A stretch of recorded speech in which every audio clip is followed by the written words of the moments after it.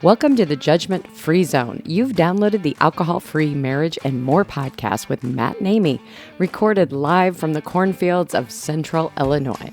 Welcome to episode 95 for December 9th, 2024.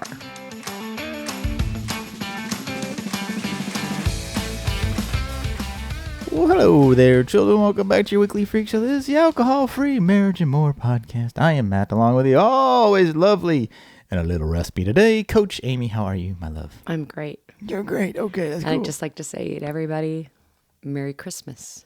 And She says she oversang. I don't know. I oversang in church yesterday. I'm not sure if that's a thing, but okay. Joy to the World. If you guys haven't seen, Four Christmases. Four Christmases.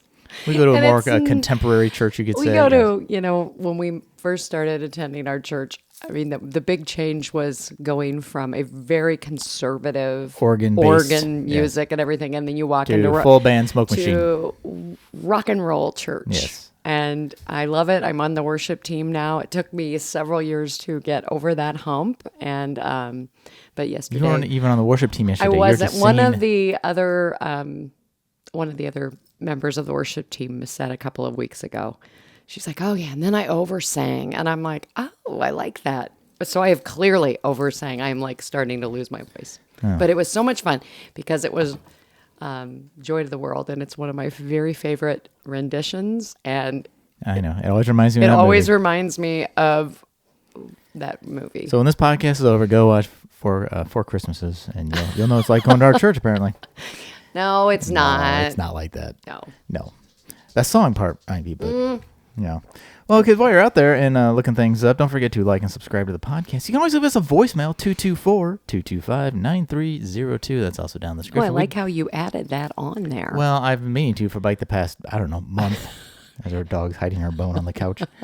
If the video starts to go a little crazy, It's because she's walking It's on because she's she's walking on walking our on- tripod, basically. the mattress. Don't give away the fourth wall, Amy. Don't break the fourth wall. Man. So We also have all those links down below where you can download our Beyond Spirit 7 Tips to Start Your AF Journey and our weekly marriage guide and the infamous Coach Amy's Advent AF calendar. my alcohol-free Advent calendar, 25 ideas to motivate, center, and let go and let God during the Christmas season. Plus, it has alcohol-free holiday tips for parties, events, and family gatherings. So, And way fewer calories than you may find in the chocolate Advent calendar. true. Just saying. Yes. Very, very true. And I have a birthday coming up this week. I will be 51 years young. 51. I know. Gotta be sure I don't add an extra year to my age. Sometimes we've done that in the past years of like, I'm I'm gonna be, and then by the time year. you get to the birthday, it's like, now I'm another year. on In top. August, I was already calling myself 57. Yes. Don't rush to. I'm 56. You've got the senior So I'm discounts. super glad that You're you are going to be turning 51. So now we close in that gap. I'm only now 5 years older. There you go. According, yeah. So, anyways, And I just want to point out, it is possible to have small group get-togethers for the holidays and not have alcohol. we had a great time. We invited, I think, maybe one couple had brought their own At least alcohol one, but beverage, but I don't care. No, And it was we great. just said, were bring your own if you want Bring it. your own. We had a great time. we had some NA stuff if they wanted that. Yeah. And Most people just had water, but yes, a couple of people brought their own water, drink and Coke, whatever. whatever. We just had a really, really fun time. it also takes a little pressure off the planning of the party. We don't have to worry about what everybody wants to drink. You just bring your own drink, and then I don't have to worry about buying 52 different drinks. Yeah, exactly. So Yes. we had a really fun, had a white elephant gift. But see, we had that party in quotes. We got to bed at a decent hour and still got up early to go to have pancakes before. Well, we got up and we walked, we walked, then had pancakes. did a couple mile walk, and then we came in. I was like, hey, let's do a date. No, you're like, hey, let's go get pancakes because we don't want to cook. True. That is true. So we went, and that was fun.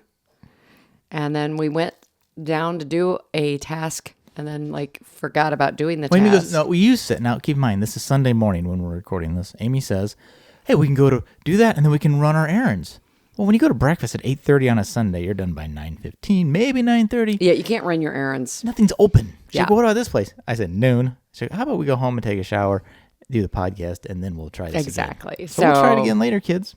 It's all good. It's all good from Diego to It's the all hood. good. That's what they say. Amy, we're not doing a drink of the week this week. Oh, because our drink of the week is. This podcast is a drink of the week. The whole podcast is a drink of the week. This week's podcast features Grant Wood from BERO. He is the brewmaster of BERO. We love BERO. Yes. We've highlighted the beers on here. We highlight it in this episode. Yeah. Go download and not to download, just go buy it. Wouldn't that be cool? Download your beer.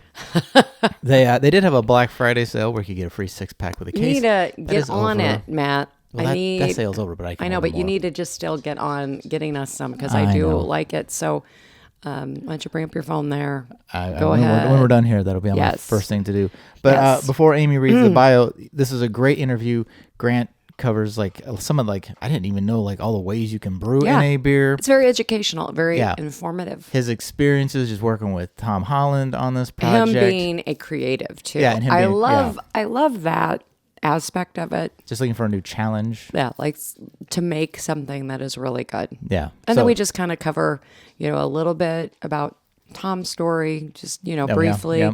And that really ties into the whole brand and everything. So yeah, it's a fun brand and it's a great interview. So Amy, tell us about Grant. Right.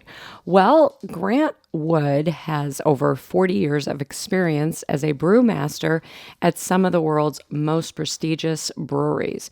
He is passionately dedicated to the craftsmanship, tradition, and essence of brewing an exceptional beer, what he affectionately refers to as the beverage of friendship. His work on BERO non-alcoholic beer has been a true labor of love, characterized by continuous iterations and an unwavering commitment to refining the formula, much like perfecting a cherished recipe to provide the utmost pleasure. So here is that interview. Well, we are here today with Grant Wood, the brewmaster of BERO, the newest, hottest alcohol-free beer on the market. Grant, welcome. Thanks for inviting me. Yeah, we're excited to hear about the BERO story. But before we do, can you just sort of share with our audience your history of brewing? I believe this was not your first beer you ever brewed. So what's your background in brewing? Yeah, it's frankly, it's frightening to think about how long I've been in the brewing industry. Went back and was thinking about this. So I came into brewing in 1985. So prior to that, I was at Texas A&M University and got my degree in food science and technology, and got out of A&M, got married, needed a job, and decided to move to San Antonio and took this job for the job in San Antonio, making picante sauce, actually. And, which is a little ways from brewing. They're typically on the table together. But what ended up happening was it was a terrible job, hated it, quit. Started doing odd jobs just to kind of keep some cash flow going. I was helping handicapped adults and painting houses and doing these sort of things. And again, only been married less than a year. My wife took her role seriously, and I would joke she kicked me in the butt one day and said, "Hey, get a real job, and one that involves your degree." And so I took her advice, and which is always good, and sent out a series of resumes in the greater San Antonio area, and was very, very fortunate to get an interview at Pearl Brewing Company. And so got hired at Pearl Brewing Company into the laboratory, discovered how interesting it was to make beer, and I decided I was going to do my best to make a career out of making beer. And so from there, I was fortunate again to get them to send me to brewing school in Chicago at the Siebel Institute, and this is back in 1987. So took the long course, got a certificate in brewing, came back, and was a brewing supervisor basically from the end of 1987 at Pearl, working midnights. And that's how I got in. It wasn't really from a home brew perspective, because a lot of folks that I know have, fell in love with beer and brewing as a home brewer, became, decided to make a career out of it. So raised money and built a brewery. I came in from the other side. I came in from the professional side and the laboratory, working at the time, a pretty large regional brewery. That's amazing. And you've worked for some pretty big names in the brewing industry, right? Right. So from Pearl and my 4 years there, went across town to Lone Star Brewing Company, also in San Antonio. Worked there for 6 years. Probably might still be in San Antonio if the economics of that brewery hadn't basically gone south. And so again, was very, very fortunate. Got a job with Samuel Adams in Boston, and so moved to Boston back in 1995, and worked for the Boston Beer Company. Sorry, is that right? Got to get my numbers right. So yeah, that's about right. So 95 to 2011, I worked for the Boston Beer Company and was doing a variety of different things with them, all related to brewing management and recipe development and that sort of thing. And then in the end of 2011, I moved back to Texas and took the opportunity to do a startup brewery called Revolver Brewing here in Granbury. And it became wildly successful, way beyond what I ever thought it would be. I thought I'd be out in the countryside making a little beer, selling a little beer, that sort of thing. But created a beer called Blood and Honey, which exploded over the North Dallas or North Texas scene and drew the attention of a large brewery, Miller Coors. And we ended up selling that brewery to Miller Coors back in 2019. So then you've just been living the retired life since then, just hanging out? Yeah, I was. I had basically retired at the end of 2020, kind of in the middle of COVID, after handing the reins over to a new management staff there, and was kind of taking it easy, doing a little consulting, doing a little traveling, and just kind of taking it easy. But I got kind of bored and was not really looking for an opportunity, but this opportunity to do Bero came along.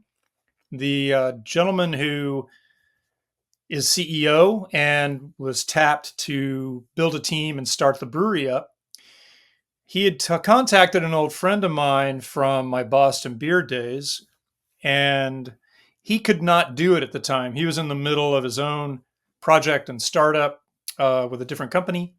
And when John asked him if he knew anybody else who might be able to do this for him, he mentioned my name. And so when John called me about this time last year, asked me if I would be interested in either consulting or coming back to work full time, he made me an offer I couldn't refuse. And so, Wow. got off the bench and got back to work. So had you previously done anything brewing NA beers? Had you dabbled in it or done any NA brewing up to this point? I had done a little. I had done a tiny sliver of recipe development and a couple of trials, and it's an interesting kind of got to go back to 2018, frankly. And I was at a brewing conference and had gone to a talk about kind of trends in the industry, looking into the future about a variety of things in brewing. And they were talking about non-alcoholic, or low alcohol, no alcohol beers.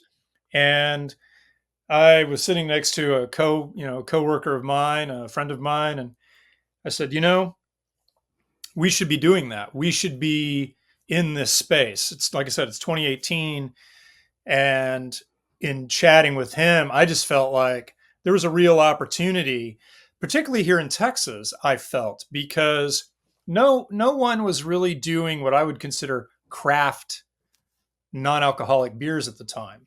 Right. Big boys made them. They're sort of an extension, kind of a tiny sliver of a line extension for them, and so they could be on the shelf. And I'm not sure, in my opinion, that there was a lot of creativity going into these offerings that were there, right? Totally agree. Totally agree. Yeah, it was very like, here's our non-alcoholic version. Enjoy. We don't care. That's really the Exactly. vibe it kind of gave. Yeah.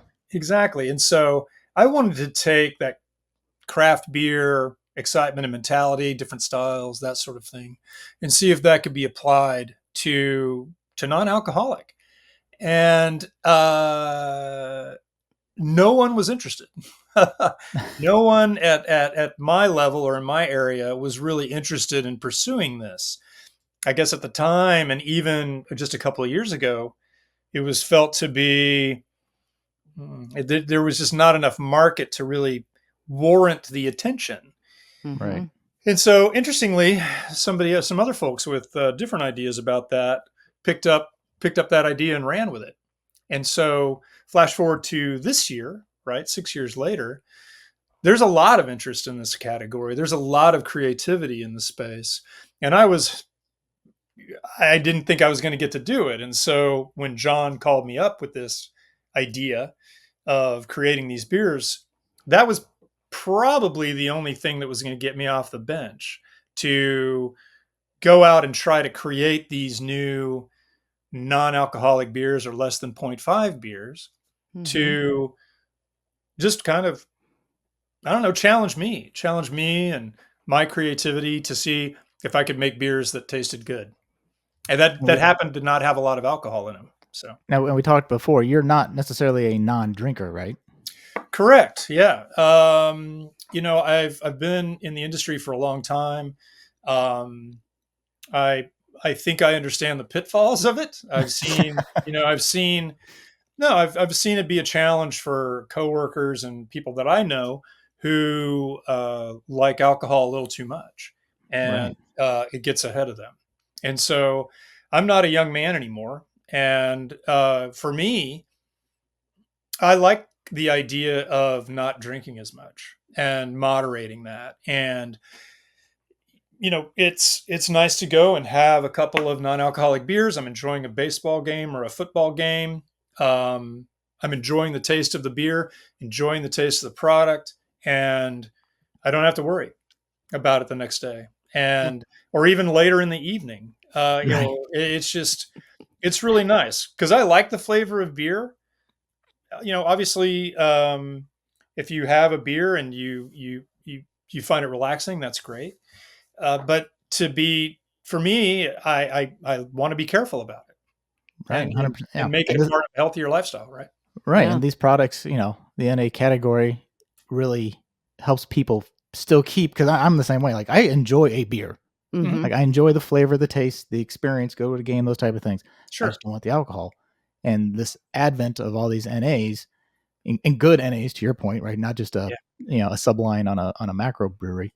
So did you run into any like challenges, right, when you're doing this? Because you come from the alcohol side. Like, what background did you have to sort of be like, did you do a lot of research to be like, okay, how do I, because this is a under 0.5 beer, right? Not a 0.0 beer. And that's a different Correct. process, right? Yeah. Yeah. Yeah. There are challenges. Absolutely. The When the project was presented to me and we're trying to decide exactly how we're going to do this, I knew of three basic ways to make non-alcoholic beer or 0.0 beer. And those are two different things, regulatory wise, also, and in construction. But he had three different ways. One way is the old way that I knew from my way back at Pearl Brewing Company. Pearl Brewing Company made Texas Select, which was a near beer, and it was made by taking basic beer, distilling it under a vacuum, which drives off the alcohol, and you keep what's left, and then you dilute that back and add some things to it to make it taste more like beer. And so 40 years ago, when I was kind of seeing how this was done, the beer doesn't taste that great. It tastes kind of cooked. It was there to go on to military bases for a few people. It was a very tiny product that they didn't make very much of. And so I remembered that, and that technology still exists. There have been some new ones that have come up. You can take beer and run it through a molecular filter or a reverse osmosis filter, which presses the water and the alcohol through a permeable, a very slightly permeable membrane where the water and the alcohol can pass through, but everything else stays behind. And so you can run it through this filtration process, this very super molecular fine filtration process, hold on to the retentate, the beer that's had all the alcohol removed from it, dilute that back. Perhaps you add some flavors and hop extracts and things like that to the end. And you can make a very nice non-alcoholic beer. You can even take that all the way down to 0.0. So that's the second way. And then the third way was to perhaps use a yeast, a different modified yeast that doesn't ferment as much. And that was the angle that I wanted to take. I had heard about some different, what are called maltose negative yeasts. That means they don't eat maltose. And typical, I'm going to get slightly technical for a I was moment. gonna say, I gotta get my slide rule I out. know. Hold on a second. Yeah, forgive me, but here's the deal. No, So no. when you make a beer, when you take malt and you brew with it, and you're basically taking the starches out of the beer, enzymes chop up starches into small sugars like glucose, maltose, maltotriose. That's where the sugars come from for the fermentation that the yeast is going to do. And in a normal fermentation, the yeast is going to eat most of that sugar. It's going to eat the maltose, maltotriose, glucose, those things to make the alcohol, the fermentation characters. And in maltose negative yeast, it just eats the glucose. It doesn't eat very much. There's not much glucose there. So the fermentation creates a tiny bit of alcohol. If you balance the malt supply to deliver only about 0.5%, that's how we decided to do it. And I wanted to do that for a couple of reasons. One is, it frankly is simpler. I don't need to go buy a very expensive piece of equipment, make a full strength beer, and then pass it through this machine that is going to spit non-alcoholic beer out one side, alcohol, water out the other side, and then have to figure out what to do with that. And it's expensive. I mean, it's a lot of capital to do that sort of thing. And so my feeling was, I want to be able to take this recipe and be able to go to a brewery, and I bring this yeast in there. We do this recipe. I don't need a specialized piece of equipment, and then we can do the fermentation. It makes that little bit of alcohol, and I can formulate to that finish where it's got a little bit of alcohol. I've put these different malts in there. I'm adding the hops at a specific level that gives a balanced flavor and also gives that impression of fermentation. The thing that makes beer taste like beer is the yeast and the fermentation products that come after that. So it's got that sort of fruity, estery note that when you smell it, you know that yeast has done its job, basically. And so to me, it was the simpler way. And frankly, it doesn't kind of take the soul out of the beer when you pass it through some sort of separation system. I think it loses something, even the best. And so you have to make up for that somehow. And so anyway, I came to the maltose negative modified fermentation type thing. And I think the results have been great. I've been super happy with it. And it kind of keeps my life a little bit simpler that way from the formulation standpoint. And yeah. And it's beer that just doesn't happen to have as much alcohol in it. Right. And it tastes great. Yeah, it's amazing. It really is It is good. amazing. You guys like them? Yeah. Oh, yes. I had to keep these 3 back so I haven't placed my next order, and I didn't want the family over Thanksgiving drinking them. I'm like, I have an interview. Do not drink these. Yeah. Well, that's awesome.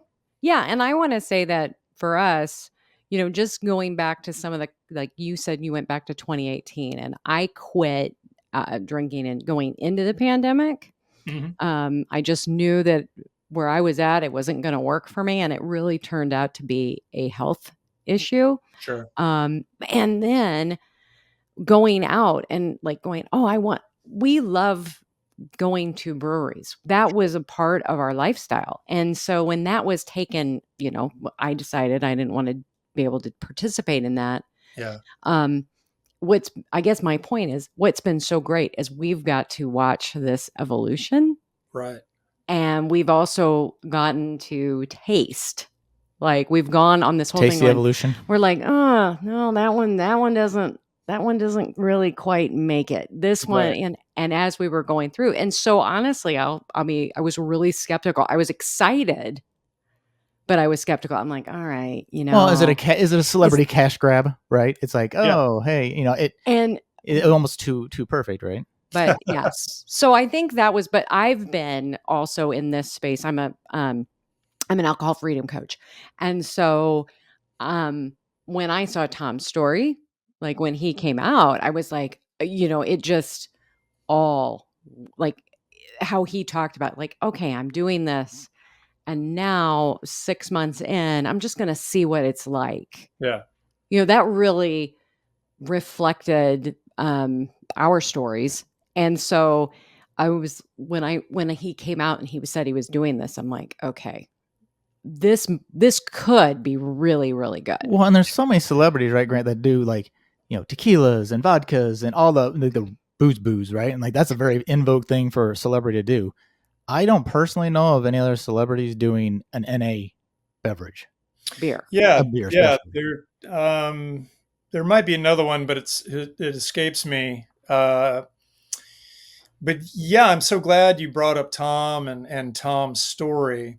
I won't lie. I mean, I thought that was a good reason to jump into this because here's a guy with a genuine story. It came from him, and Mhm. and actually, what I thought was interesting, it was internally driven. It's not like he got into some trouble with the law or he had some issue. It's like I'm going to wake up. He wakes up one day and he goes, I'm not feeling great. And Mhm.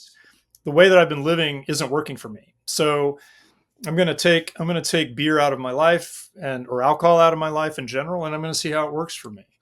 And he in his discussions, he says it wasn't easy, right? Mm-mm. It wasn't easy for him that first month, that first 2 months, and even that first 6 months was kind of like, man, this is harder than I thought it would be. And that was sort of setting off alarm bells in his head. And, now he's 2.5 years down the line, or almost three. Mhm. And the thing that was intriguing, again, not just his story, but he's a very genuine guy. He's a very nice guy. And the other thing I want to drive home is this isn't really a cash grab for him. It's He's really passionate about it. It's his only Mhm. commercial business venture that he's got going, and he's vested in it. He's Mhm. invested in it emotionally and mentally. He wants to be a part of it, and he's very excited. He has a lot of feedback about what I've been doing, about the beers that we've been making. He had very particular ideas and about the marketing, about all aspects of the business. And so I just think it's been great for him. And the driver, not just the health, obviously the health thing in his own mental place.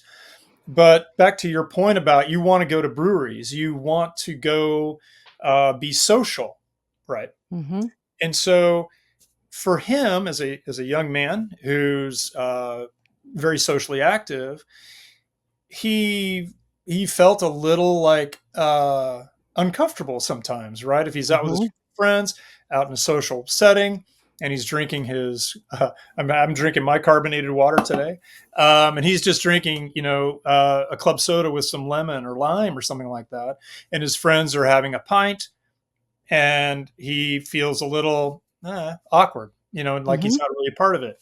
Right. And an impetus behind this was he wanted to have a beer that he could enjoy socially when he's out with his friends or at home with his friends and is enjoying a beer and but just doesn't happen to have alcohol in it. And that was kind of a driver for him to create this brand and these products. And I think that is a I think that's a thing that many people who have decided to take a step back from alcohol or take a complete step back from alcohol, I think that is a thing in their mind that they still want to be social, they still want to be out there with their friends, and they don't want to feel like they're different somehow. Mhm. And Yeah. I do think the social aspect of beverage is important. I like to talk about beer as the beverage of friendship. Mm. You know, when you call somebody, or you text somebody, or you say, "Hey, you want to go get a beer?" and not necessarily, "Hey, you want to go drink a glass of water?" or even go go have a Chardonnay. It's a very different feel. And just that let's go have a beer. Let's go do this thing. Let's go be social over a beverage. Yeah, That's Yeah. kind of the thing. 100%. I love that. So you've launched with 3 styles. So when you sat down with Tom, did he say these are the 3 styles I want, or did he say, "Hey Grant, make me 3 styles"? How did you get to the 3 styles that you have started with? Yeah, I think if we went to really the market, right? What is the market asking, or what is the market delivering, and what are people asking of the market to put in their fridge or on their shelf? And lagers, pills or lager is the number one, right? That's the number one category out there stylistically. Right behind it are IPAs. The hazy IPA has been very popular here in the United States, getting popular in the UK, but really here in the US. And then wheat beers. And wheat beers are a great basis for a jumping off place for a variety of fruit ads and souring and all that sort of stuff. So those seem like the three most logical ones. And so that's where we started. You got to start somewhere. Mm-hmm. Right. And so that's where we went. And if I'm not mistaken, did Tom name them or help name them? They all have a name. We'll go through them real quick. So the first one's that hazy IPA you talked about. Love a hazy IPA. So it's Edge Hill. Yeah. What's the story with that name? Yeah. So it might actually be easier to go to Kingston, the Pills, because it's kind of ground zero. Tom grew up in Kingston on Thames in the UK. And so we named it Kingston Golden Pills after Kingston. And so if you also look at the can, if you look under the BERO between the Kingston, you may see an impression of a fish, right? Oh yeah. Mm-hmm. Yeah. That's the trout, which is, well, we kind of call it the humble trout, but it's the trout that's on the coat of arms for the city of Kingston on Thames. And so we wanted to take that and make it a little bit of an image, and make it a part of the branding. So starting with the Kingston Golden Pilsner, then let's go back to Edge Hill. Edge Hill Hazy IPA is where he went to school, on Edge Hill. That's right there in Kingston. Okay. And so he jokes about how he named it after the school that he went to, and he's not sure that the headmaster appreciates that. didn't like that homage, huh? Yeah. I don't know if people like having, beers named It's after non-alcoholic beer, so it's fair enough. Yeah. And then Noon is the name of his dog. So Yeah, they I have thought I heard that. Yeah, little black dog that they named Noon, which I'm not sure where that came from, but that's the beer's name. that's the beer's I name. love it. Do you have plans for future beers? Absolutely. Yes, absolutely. We're working on a brand extension as we speak. We've already made the first version of that. Going back to a little brewery that we've been working with in the next 2 weeks to do version 2. And hopefully that's it. It'd be nice if we were able to nail this at version 2. I was very happy, and Tom was actually very happy with version 1. And we're going to do a few little tweaks just to make sure we've got it right. But I think it's going to be very, very good. And it's a old, it's a West Coast IPA style. So if you've had the 3, you may have noted that there's not an aggressive bitterness in any of them. And the Pills is the most hoppy, if you think of bitterness and hoppiness.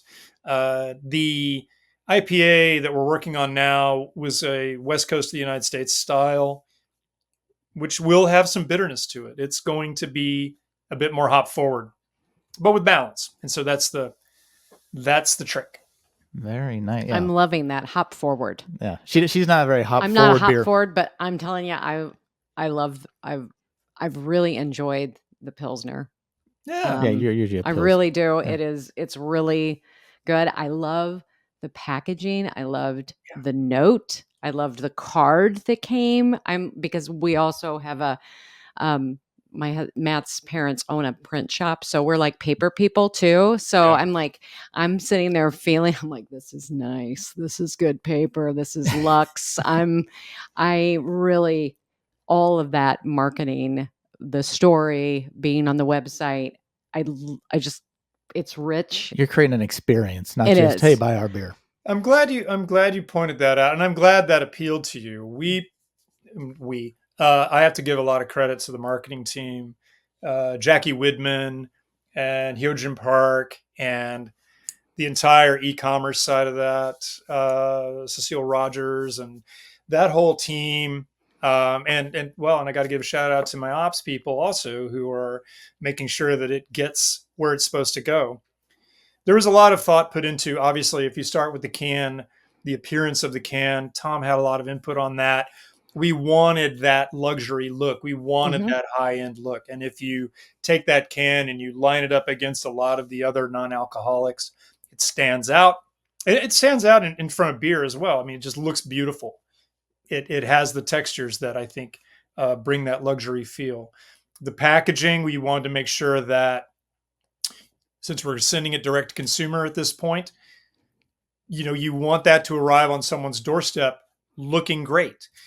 When they open it, that heavy external cardboard packaging is very sturdy.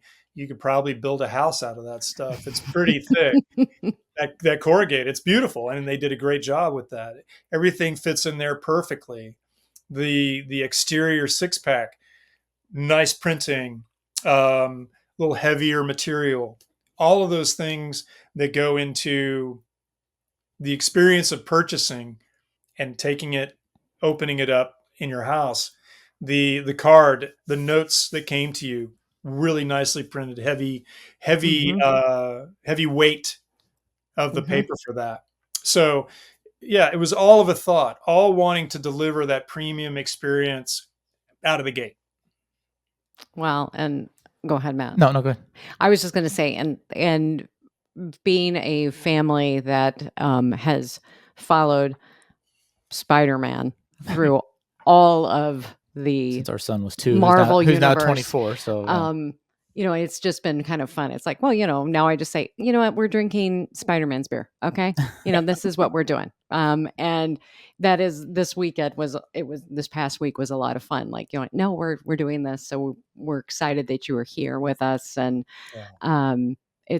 I'm just excited for Tom to Yeah. to be doing this because it has our heart because Matt went to a brewery locally here a few years ago when there wasn't NA stuff at that brewery and said, "Hey, would you just carry something for Yeah. us?"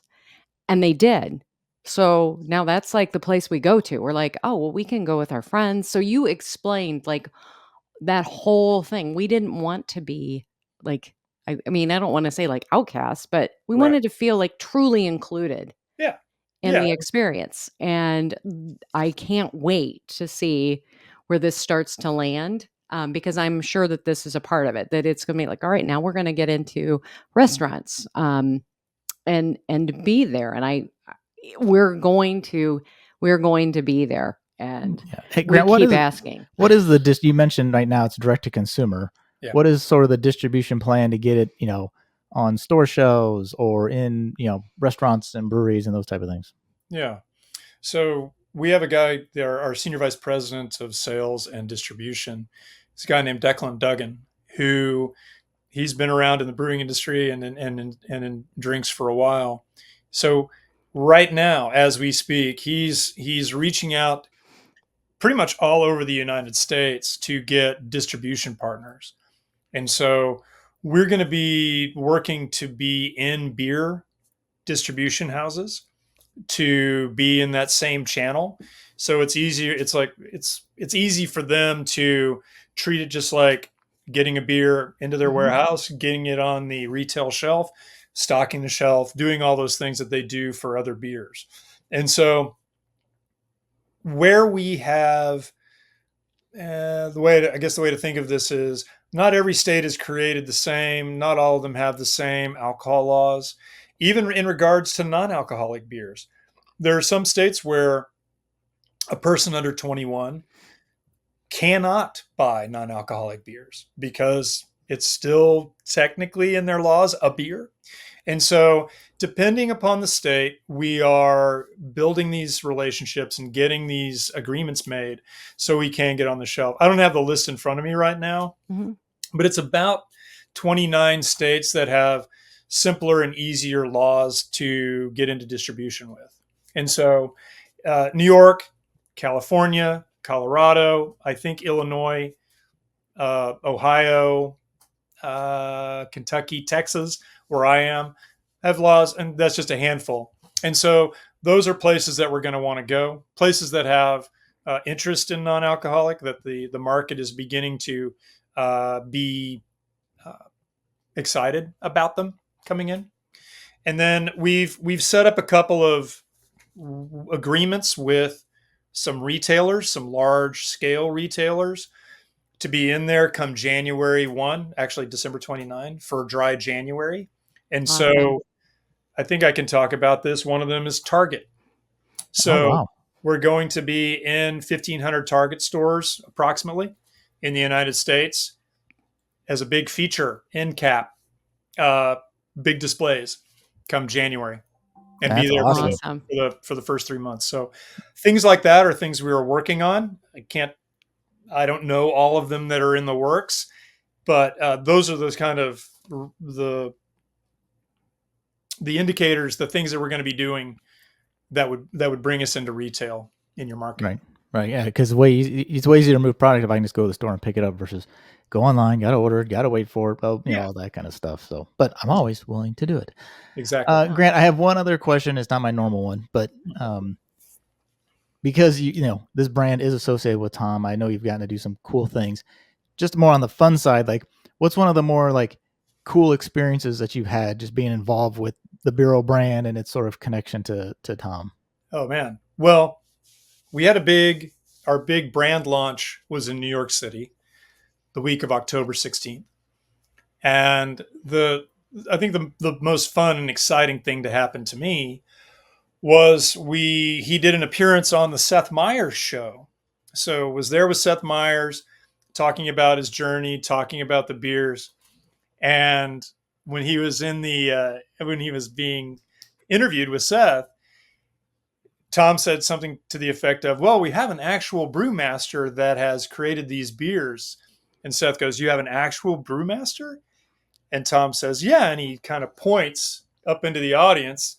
He says, "Yeah, he's right there." So the cameras all swing around to me and my wife. We're sitting in the audience. And so I got my 5 seconds of national television on Seth Meyers, which, Yeah, I saw that clip. That was pretty That's cool. awesome. Yeah. yeah, that was a lot of fun. That was very cool. Actually, I saw that clip and I'm like, there's no way this guy's going to be on my little podcast. No, He's a good guy. glad to do it. Glad to chat.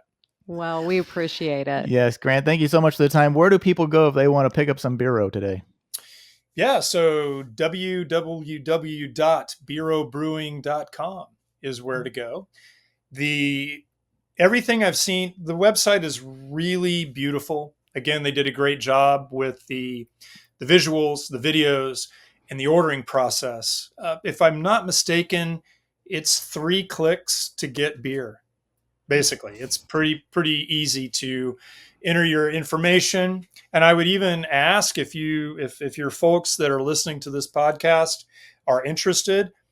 We have a loyalty program, Club Bero, which is great. It does cost a kind of an upfront, but you get discounts, first information about new brands, new styles that we're doing, and probably first crack at merch. So there's a lot of really fun little things that go along with being a part of the program, and I would highly recommend it. That's awesome. Yeah, man. My one critique is I need stickers. I need stickers in my package. I like my put stickers on my. I like my non-alcoholic beer stickers. So. Yeah, I hear you. It's very interesting, and again, I'm just a brewer. I'm not the marketing guy. But Jackie, who has been our VP of marketing, is just fantastic. And she's like holding the reins on this thing, I think, to, yes, we want to build excitement. Yes, we want to create this really cool brand experience. And right now, she's just being very careful about Sure. all the merchandise, because every piece of merchandise costs money. And so Right. we want to be, we are a luxury brand. We want that great appearance, but we're also good business people. We're being very careful about how we roll forward. I'm not going to put words in Jackie's mouth because she might not appreciate what I'm about to say, but I have a feeling that come January, you're going to see some more stuff. You're going to see Cool. some fun things as we roll into 2025 to enhance that merchandise experience. So Well, that's awesome. We'll be looking out for that. We're excited about it. Grant, thank you so much for being on the Alcohol-Free Marriage and More podcast. We appreciate your time and have a great afternoon. thanks for the opportunity. Great to chat with y'all. Well, thank you, Grant, for being on the Alcohol-Free Marriage and More podcast. Just a awesome, story of his, background and how he got to where he is. And just a fun, for a guy who was like pretty much ready to retire, to have this kind of was retired. Yeah, second life of just like doing a whole new creative thing and getting work Back with at Tom. it. And it is, I don't know, you can just hear his passion in it. And I loved the whole interview. And also, we have a big holiday coming up, not only Christmas, but New Year's. So, go out there. They have that loyalty program, and just try it. Yes. Get that. Get that mix 12. Yes. You get four of each of the 3 beers in the 12-pack. Yeah.